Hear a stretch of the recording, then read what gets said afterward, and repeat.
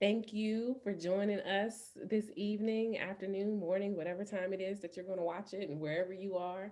I am so happy to be able to do a mini series of unspoken truths and giving people a little insight into more than just the typical four panelists. And so you all being Colette and Ronald, will be the second pair of our series. And so I'm super excited for people to be able to hear what your thoughts are on being Black in America, especially during Black History Month, and how important our very short month is to our culture and to our history as a whole.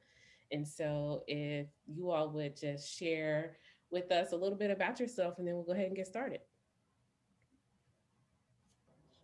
Okay. Hello, everyone. I am Colette Brooks. I am born and raised in Virginia, so I'm a Virginia girl. I have my education is master's in mental health as well as a master's in education and human development. My professional life, I work as a therapist. In a prior career, I worked in corporate and human resources. Even though I'm from Virginia, I've lived in multiple states as well as overseas as a part of my career journey. So I have both domestic and international experience. I've led very large teams of HR professionals, and currently I own and operate a mental health practice that has two locations and about 15 therapists in it here in the state of Virginia. Married with a couple kids, they're all grown, and it's just me and my husband kind of hanging out and living our life. So I'm happy to be here and looking forward to this conversation. Thank you. Hello, everyone. My name is Ronald Jones. I am by day a nonprofit leader in terms of business solutions. And so, the current nonprofit that I'm with, I help secure partnerships so that we can continue to push the mission through our market. Born and raised in West Virginia, that's where I currently reside. I saw your face. I'm not that far from the DC area. Chill. Um, my background is in psychology and higher education. Um, Outside of the 9 to 5, I am a coach, consultant, a mentor, curriculum developer, facilitator, trainer. Um, Sometimes I sleep. Who needs to sleep, right? Everyone needs sleep. But outside of that, I also take up photography, and I'm a jazz musician. And so I enjoy, if I could tie all of that into one thing, I enjoy connecting people to opportunities. Mm, that's powerful. Thank you both for sharing. And yes, West Virginia, you definitely got a face for that one. And I don't think I realized that you weren't in the DC area. So that's Well, where I am in West Virginia, we're considered part of the metro area. So, like for instance, when I commute into the city, I jump on the MARC train. oh, okay. All right. See, take it back. Okay. Well, I don't know if I'm gonna take it back, but I'll say okay. I've Because had a couple colleagues who commuted from West Virginia into DC. They call them sleepy towns Hmm. because they, go there to sleep and live, but they work in the city. 45-minute train ride. I'm in DC. I mean, that's pretty metro-ish. um, and so thank you. Thank you for coming in and just having just this what I think is going to be a really powerful dialogue just by our pregame conversations. And so I'm really excited. And so, you know, 2020 was crazy. It legit was crazy. And it was a challenge for people of color as we continually saw publicly and on certain platforms the Mhm. injustices that were happening to our people. I know both of you have had conversations around it, both of you have coached and talked to people around it, but I'm really intrigued as to the impacts that it had on you from a perspective of pushing you toward 2021 and your mindset as you come into 2021. It's a huge question, right? Um, and Ronald, if you don't mind, I'll just start talking off the, because I do that, right? Um, for me, 2020 was, I kind of at first said it was a year of like disappointment, a year of disgust. It was all these negative kind of terms that I connotated with 2020. But then when I sat back and thought about it, I had to remember some of the blessings that came out of 2020 for me personally, for people around me. And it made me frame 2021 as my year of wanting to reconnect with people that I care about, and with people that I'm a developer and a mentor, and I'd like to work with, especially Black women, and help them become whatever it is that they're trying to become. So it's my year of reconnection and ensuring that, you know, things are kind of moving where I want them to be, reconnecting and redesigning, right? So kind of living more intentionally and more on purpose, and not allowing the negativity seep in too deeply. That's powerful. Reconnection, repurposing. I would say for me, it was weird because so 2019 I was preparing for 2020, and nowhere in my preparation or my plan did I have anything that happened.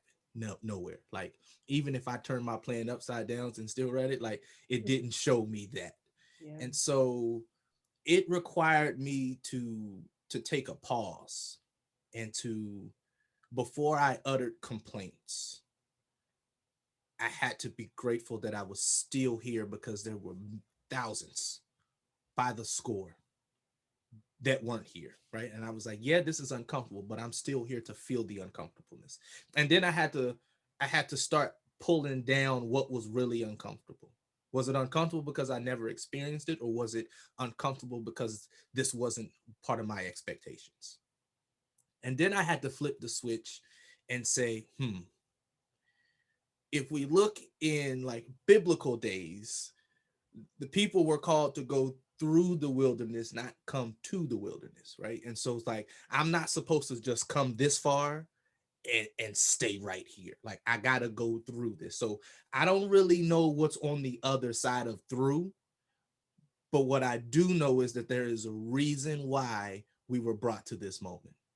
And it was hard, right? It was hard because when we first entered this pandemic, we was like, all right, cool. I'll see y'all. It's March 13th. Cool. Take your stuff. Everything you need. The office is closed. All right, cool. Let me just go ahead. Let me grab my plant, because I don't know how long we're gonna go. Let me grab my plant. And then I'm like, yo, it's December 2020. Like, I'm still in my house. I haven't put on real clothes since March, because I kind of thought we was going to like 2 weeks, but no, it lasted longer. And I was like, because I kept putting my level of perception and expectations on things that I had no knowledge of, it kept leading me to disappointment. Oh, it'll be over in a few weeks. And then when a few weeks comes, we're still here. So I'm still in the depth of disappointment. And so I had to pull out my expectations and say, come what may, I'll handle it.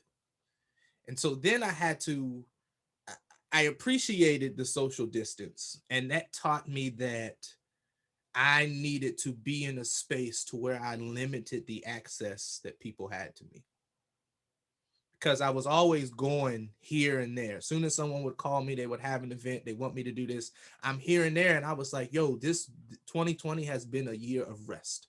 Regardless of what has happened or caused the rest, I got the rest that I needed. And now I have been equipped with boundaries to where I don't really need another pandemic to get rest. I got it. Cool. We lesson learned, right? And so now I'm forcing myself to use the rest. But I will say that it wasn't like, oh, okay, pandemic, stay at home order. Cool. It was, I'm helping everybody else manage this, but inside I'm screaming like, what the hell is happening? And then when people that I knew were dying because of the reason we were in the pandemic, then it started to really impact my mental. And then when um, the racial injustices started popping up on the radar, I was like, oh, okay, all right, this is a lot. This is a lot. And then when everything started to spiral, and then the political scene, I was like, if I could just take a nap and wake up in 2021, I'll be all right. And that was just in May, right? And so we had a couple more months. But I was slowly able to get to the point where I had to get out of my attitude and find gratitude, right? Man, I'm tired of working from home, but there's a lot of individuals that's not working at all. And so when I was able to shift that mindset, I was able to be at peace with the situation. Colette, I see you about to jump in. Go ahead. Thank you. It's interesting as I hear him talk, because it's being in the mental health field, we saw business increase during this time, right? There was no opportunity for rest, for sure, right? And so to hear him, his experience of being able to find that place of rest for some in fields like healthcare and mental health, that just didn't happen. Our worlds didn't come to that place where we were able to rest. It did change the way in which we do our work and all of those good things, but the rest really didn't happen for a lot of people. Yeah, I heard a common theme though around being intentional around your thoughts, being intentional around um and not necessarily walking in with the same sort of intention that you were walking out with, and a sense of gratitude, right? So it's really interesting that a year with so many highs and lows had so many gifts in it, like so many hidden gifts, and we were willing to take the opportunity to sit back and really look at them and really examine them. I think that that's really powerful, especially Ronald.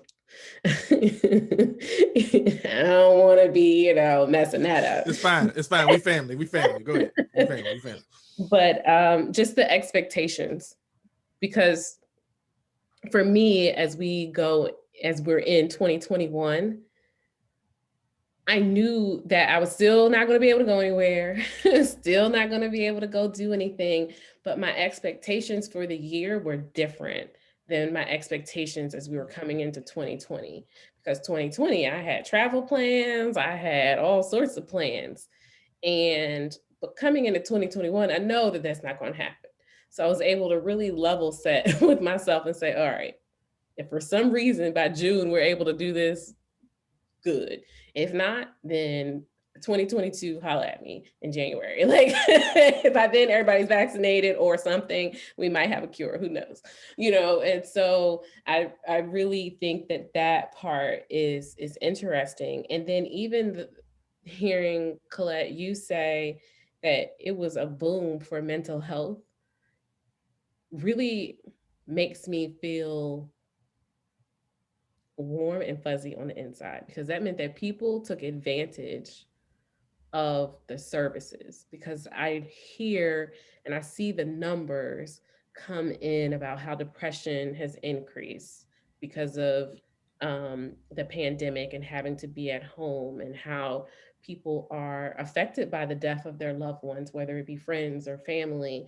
And so to hear that people are actually taking advantage of some of the resources to help reshape their minds is really powerful.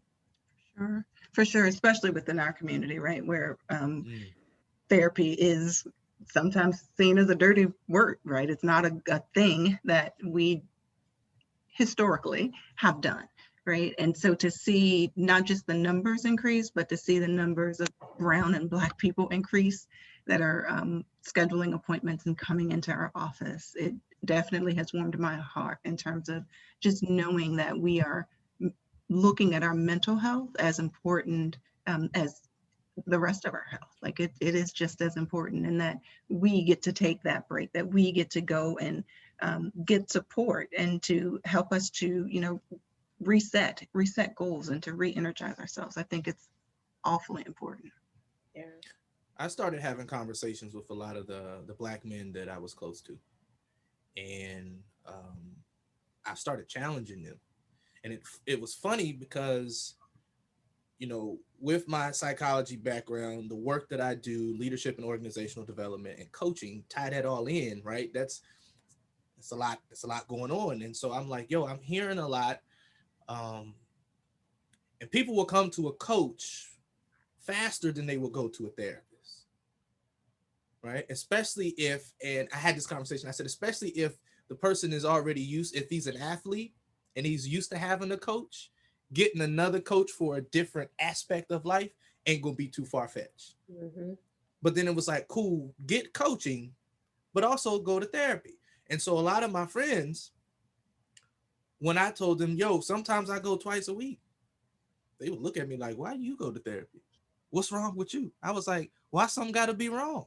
I'm going so nothing becomes wrong. Right? I'm trying to stay where I am. Like I do my tap, and when this tapping ain't working, I'm like do. Like preventive medicine. Yeah. Like, and so I said, I don't want to take the Tylenol. I want the vitamin. The vitamin will prevent me from needing the Tylenol if I take it appropriately. And so having these conversations, and I would always use the analogy. I said, all right, cool. Let's do some push-ups, right? We do push-ups, and then we get to the point where we can't do anymore. I say, jump up, help me carry this box. They're going to look at me like, what? Because your arms are tired. I was like, this is what happens in life when we try to do our push-ups with the world pressing against us. And then we try to pick others up or carry our responsibilities or do this. You can't. You're going to drop something. Let someone come and put a hand on the box to take some weight off of it. That's your therapist. Go ahead and give them a call. Use your health insurance. Right? And I was like, and a lot of these places have insurance, employee assistance programs. It's free. 5. You get 5 a year. You got 7 months remaining. Spread them things out, talk to someone, and then you will see that I don't need to have a problem to get therapy. But I think it's that, going back to the Black community, the stigma about mental health. We typically only hear about mental health when someone has a psychotic break, right? Or an episode, or when it's, oh, well, you know, they had to take them X, Y, and Z. And it was like, well, for the last 9 months, they was waving for help. Y'all didn't hear it. And now when shit hits the fan, now everybody wants to be concerned. That's not how it works. Right? It was like, go when you first start to feel like, I'm not feeling like myself. I don't know how to handle what's happening, because we always want to be in control of our situations.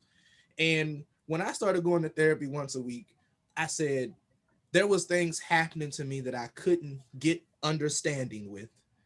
And then typically be like, oh, you know, I can handle it. My hands was filled with everything else, and I didn't have a hand. So the therapist helped me process some stuff and was like, yo, what can you put down? And as Black people, we carry a lot, and some of the burdens that we bear are not ours to bear. Right.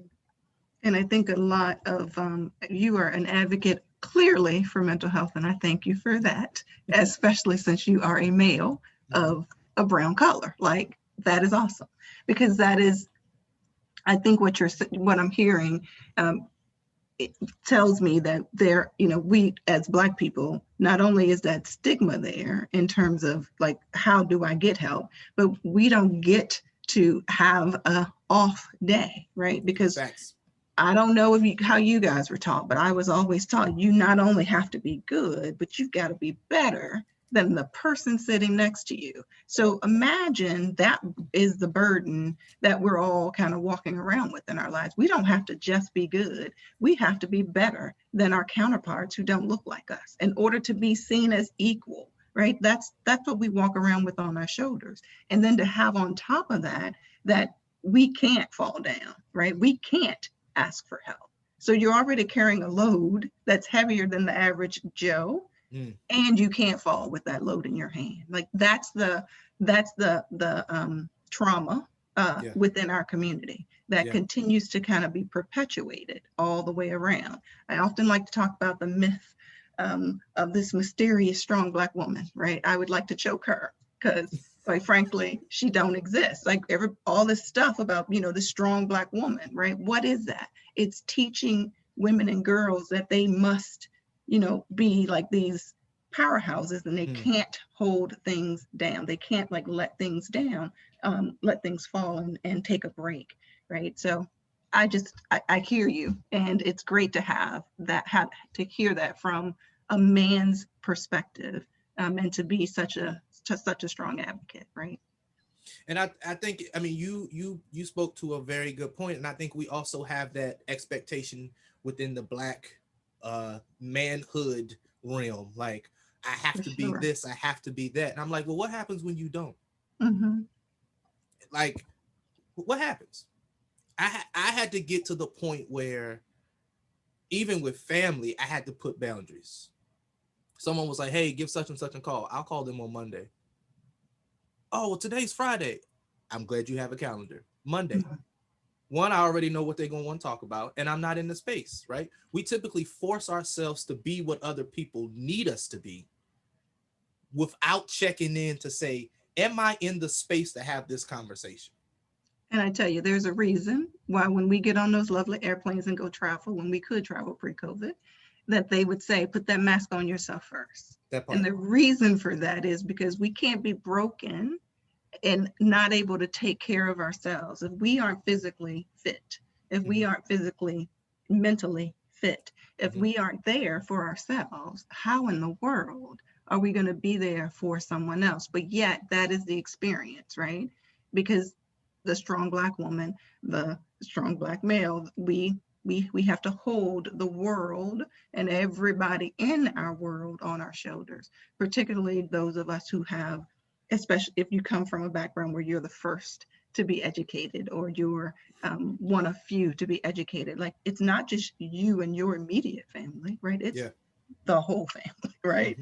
And that is the role and the experience of a Black professional, or someone who has made it. I put that in quotations. And the question that I always ask friends and family is, what do you need to unlearn? Just because the generations before you did it and they taught you that this is what's supposed to be happening, what do you need to unlearn so that you can learn, one, how to take care of yourself, and then, only then, can you take care of others? So I had to unlearn the boys don't cry, right? I had to unlearn that because I was it was funny. Antoine Fisher, I always reference that, right? Who will cry for the little boy that cries inside of me, right? Who will cry for the little boy, a good boy he tried to be. And so as I'm helping young men go through this, and they're getting to the point, and I'm helping them to identify these emotions. And what do we do when these emotions come, right? From emotions, we get feelings, and what happens with feelings? We get responses externally. And so, like, when you get upset, what happens? We got to unlearn that men can't show emotion. We have to unlearn it. We have to unlearn that women have to always be strong. Right? There was one day my team hit me up. I said, hey guys, listen, today I'm not inspirational. I'm not motivating others. I don't have an encouraging word. I really want to be left alone. And my team was like, we'll talk to you tomorrow. Good for you. And I had to start being transparent, right? Someone will call me and start venting. I'm like, hey, not to cut you off. I know you're going through something. I too am going through something, and I am not in the space to take on anything that you were about to transfer to me. So let's talk next week. And if it is an emergency, let me refer you to someone that can talk to you right now. Right? I had to start being selfish, as some people would say from the outside, with my time and my self-care, because as I said, 2020 was a lot. And so I now am in this space to where just because you want me to do it doesn't mean I'm going to. Like, I got family members mad at me today. And thank you for qualifying the selfish, as some people would say, because that's not selfish, that's selfless. That's because in order for you to be able to support your team tomorrow, you need that moment today, right? And that is what we haven't allowed ourselves in the past. Yes. And we always ask for permission for what we need for ourselves. We don't ask for permission when we're being advocates for somebody else. We don't ask for permission. I'm telling you, this is what I'm doing. Tell me what you're going to do to take care of yourself. Like, oh, I didn't know you were taking a day off. I didn't need to tell you I was taking a day off, right? And so then I have to be like, Ronald, pull it back a little bit.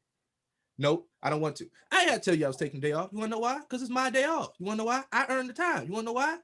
Because I worked. Right? It's like I'm not asking permission to do what I need to do for myself. And that was one big lesson that I had to take, right? Someone was like, hey, let's jump on the Zoom. No, send me email. Because I'm zoomed out, right? Unless it's something like this, everybody wants to be on Zoom so we can see that everyone else is working. I'm like, you know what? I intentionally don't turn my camera on in the middle of the day. Like, I Just don't. a little rubble. I am. Hey, can you turn your camera on? It don't work. don't work. Right? But going back to my point is like, what do we have to unlearn so we can be better? And how can we? And we can't do better until we become better, right? And some people will say that's backwards. I was like, no, we have to be better for ourselves so we can start doing better for others. For others, absolutely. Absolutely. And a lot of the unlearning is actually learning to sit with and experience those emotions, right? Yeah. Because, we all know what happy looks like and what that feels like. And we usually are able to sit with that. But let a little bit of frustration or sadness or something come up and, you swallowing that one down because you can't allow that to bubble up, because what will happen, people are afraid about what would happen if that actually does bubble up. But we've got to learn to sit with those emotions, because if not, they stay within us. They do not leave our body. They stay right there in it, and they pile up and they pile up and they pile up. And then that's when, your best friend is like laid out on the floor because all those emotions are piled up. They said one wrong thing, and it was you just happened to be here when I exploded. My bad. Right.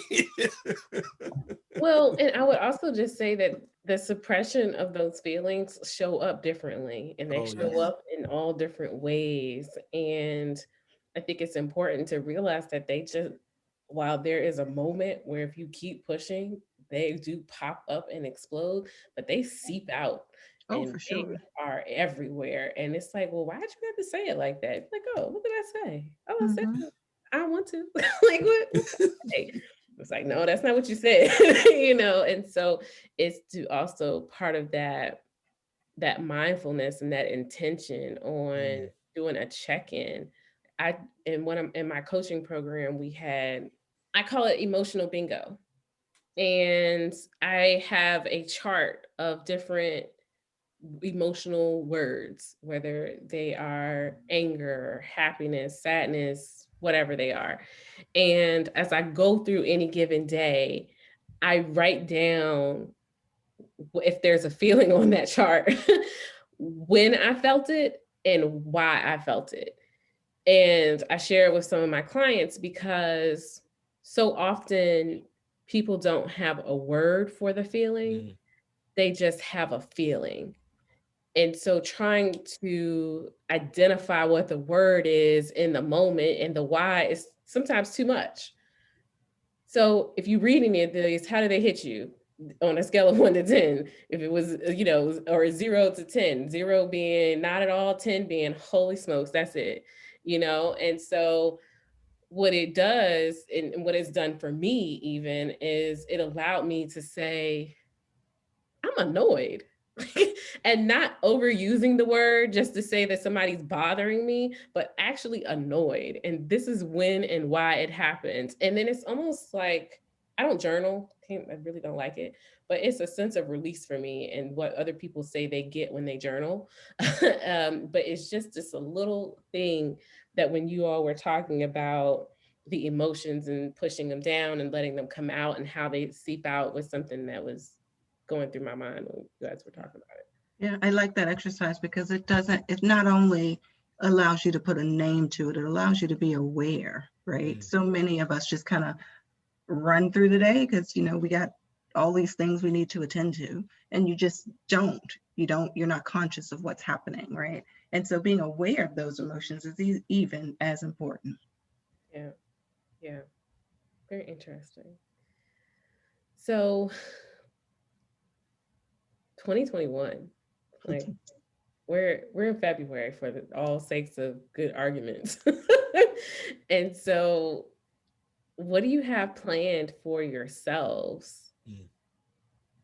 as we look into this globe of 2021?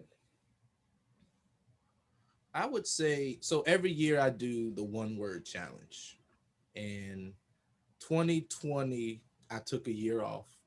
Ironically, right? I didn't do it, and then everything started happening. So this year I did it again and invited some more friends to participate with it. And my word this year is elevate, and it's to raise to a higher level. And so I went from just using that word as focusing, right? I'm not doing a vision board. I instead I'm doing a vision journal, right? And so using my one word, it's like, cool. I would coach for this particular client like this. How can I take it up to the next level? I would do workshops. How can I take it up to the next level? How can I don't want to repeat what I used to do. They're not paying me to do what I used to do. Like every year I have to be bigger. And so that has been like my theme. And so from just the one word, I have turned it into a brand component of my company. And so the elevate component, when it runs out, the curriculum, trademarked, everything will be elevate. I have it on shirts. Anytime I show up for my one word challenge stuff, it says elevate. And I remind myself, like, you laying in bed too long. Yesterday you said you was gonna get up earlier. I need you to elevate your get out of bed time. Right? I need to, the earlier you get up, the more time it takes to get all that dust off, get the juices flowing, and then get your hand on the plow. And so I'm excited because even with things still happening and stuff still looking real familiar like 2020, I've had I forced myself to elevate even my thinking and understanding of things. Right? I in dealing with people, I'm elevating the amount of grace that I'm extending to others. And I am elevating the space for understanding and holding that space so that we can have more conversations and dialogue. It's typically, we have a conversation and we hit it, we quit it, boom. But now I'm extending and elevating the level of grace because everyone's dealing with stuff and removing expectations and assumptions, meeting you wherever you are. So if I meet you in the middle of a conversation and you are swimming in a sea of doubt and depression and disgust and disappointment, I'm going to come and sit with you in that. I didn't say I'm going to take it on, right? But I'm going to sit with you so you know that you're not doing this by yourself. Even if I'm there just to like prop you up when you start leaning down, right? But I'm to remind you, right? Remind you that this is not this this situation is not your destination. And so being able to understand, and it's caused me to take a step back and have check-ins with myself before I get on the camera and be like, cool, are you in the space to laugh? Like, because I know this person is gonna have some jokes, and if I'm not in the mood to like fake laughs to save my job, stay off camera, right? I go through this checklist because typically we show up even when we don't feel like it. And I told myself I'm not doing that this year. I'm not doing that. I'm in my home. I'm working. I'm delivering results. Don't expect nothing else from me, right? If I'm not in the space to where I can give you my best, then you're not gonna get any part of me, right? I'm not giving people discounts. I'm not knocking down the value, percentages off, no coupons, no nothing. If you I always laugh because I'm like, my friend was like, well, I'm not a drinker. I was like, right, you can't take Ronald at 100 proof. I get it, right? I understand, but understand that I'm not watering it down just so you can take it, right? You're gonna get me at 100 or it's not because I've elevated the way I'm doing things, and so that has been my motivating force,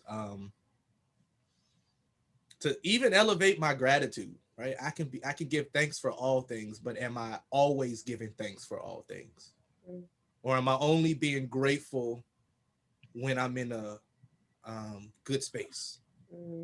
I got this random check in the mail, so now I'm grateful. I need to be grateful even if the check didn't come. For sure. Mhm. For sure. Well, for me, it really is, I mentioned earlier, it's about reconnection and repurpose, right? So, repurpose doesn't even feel right. It's really on purpose, right?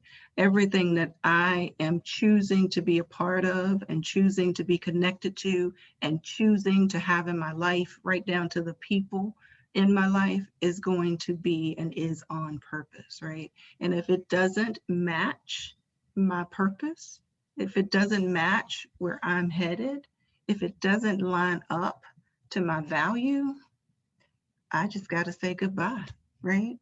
And it's all good. Like, I'm going to say goodbye with love and peace and happiness, but I'm going to say goodbye because the deal is that I have to, if I'm the smartest chick in the room, if I am the only one in the room that's saying this is where I want to be, then it's not right, right? If I'm the only one that's saying, wait a minute, that's not how we treat people, right? If I'm the only one in the room saying that, then I'm clearly in the wrong room.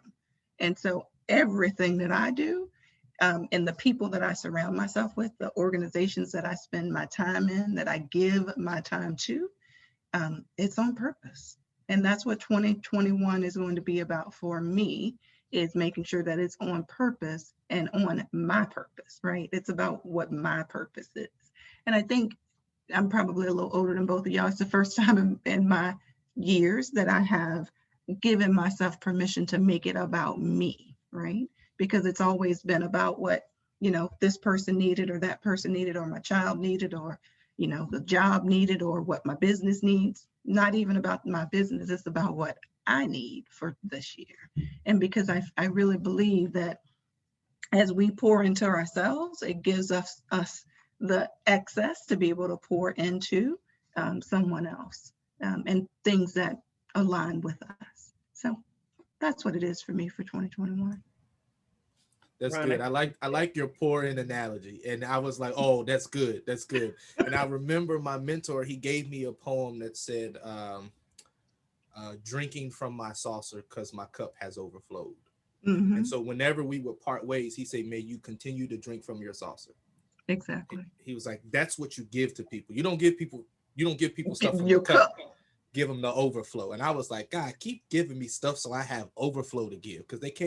they can't get the brood part. I have to get the overflow, the spill Mm-hmm. off, the run over. Right. And the only way you get spill off and run over is when you're good to you. You got to feed you. Absolutely. Absolutely. Yeah, that's good. that's really good for both of you. Like the elevating and the on purpose, right? Like they I had a conversation earlier today where we were talking about branding and how people don't come to you because you have this amazing product. They come to you because it's branded in a way that speaks to them. And so is the branding in alignment with you, you being me in that moment. And so I said, ooh, and she was like, what type of shoes do you have on right now? And I was like, got on a pair of riding boots by a person I would like not to say their name. Like, I am not getting no profit off of this. And she was like, but think about it. Why did you buy those boots? She said, you knew about the quality. You knew that they were going to fit. You knew all of these things. But at the end of the day, if we took their name off of that shoe and you got them from Payless, would you still buy them? And I was like, well, no. She said, there's branding. She said, it's all about the branding. And so she said, there's no difference in how you're walking out and how you're putting out all of these things into the world. Do they really align with who you are, and continually make sure that people are investing in you and your brand? And so when I hear both of you talk about elevating and making sure you're doing things consciously and showing up the way you want to show up and doing things on purpose, they remind me of that earlier conversation, which is just like, I love when things come back full circle, because that was this morning. And so I really do. I love that. I really, really do. So thank you. So as we near end of our conversation tonight, or this evening, morning, whatever time people are watching, uh, what is something that you want people to do or walk away with from our conversation tonight, today? I'm going to get it right. Mhm. Well, when I think of what I want people to do, I want people to honor thyself. I want them to be able to look in the mirror and honor the beautiful specimen that they see before them. And I want to see them do that regularly, daily, until they believe it, until they can step out into the world and say, you know what, that is who I am, right? I want them to honor that. What I want them to take away from the conversation is that we all show up in this world as we are. And the more we can authentically identify and connect with who we are, the more we will receive and be able to give in this world, right? So, I mean, just those two things: honor thyself and then show up as you are. It's powerful. What do I want people to do? In the words of my grandmother, she would say, get somewhere and sit down. Right. And 2020 was the year for us to get somewhere and be still. Mhm. And it's in the stillness when our dreams speak louder. It's in the stillness where we get clarity for our vision. It's in the stillness where we can say, you know what? Maybe I need to check myself. It's when everything else is silence and there's no distraction. It's just me. I can focus on that, right? But I can't focus on the me that my coworkers think I am. I can't focus on the me that my family expect me to be. I can only focus on me when I get somewhere and I sit down, right? And so I want them to get somewhere. I want them to sit down, and I really want them to focus on who they are at the core when they are alone by themselves. And then identify, because we all have something that we need to work on, right? I was leading a trauma workshop and I said, we are all walking around with unhealed trauma. Whether it was in third grade when someone took my last Jolly Rancher that I ain't forgot about yet. And so now every time I see Jolly Ranchers, I'm triggered, right? And now I'm looking at you. It's like, were you in my third grade class? Mhm. Why you offer me the blue one? How you know the blue one was the one that got taken from me, right? And so it's like we all are walking around with something that's not all the way healed. For sure. So sit down somewhere, and then identify and get your healing in the things that aren't fully healed. Mm. Because then we can be who we need to be for ourselves, and then we can show up. And then when we show up, we can start to show out. But until then, you're only sending your representative. And 2021 is about sending the real you. The real deal. Yeah. Yeah, that's powerful. I swear. So everything that I have been doing from a perspective of the webinars for Unspoken Truths, the podcast, everything is around awareness, acceptance, and authenticity, Mm. and call them the triple A's.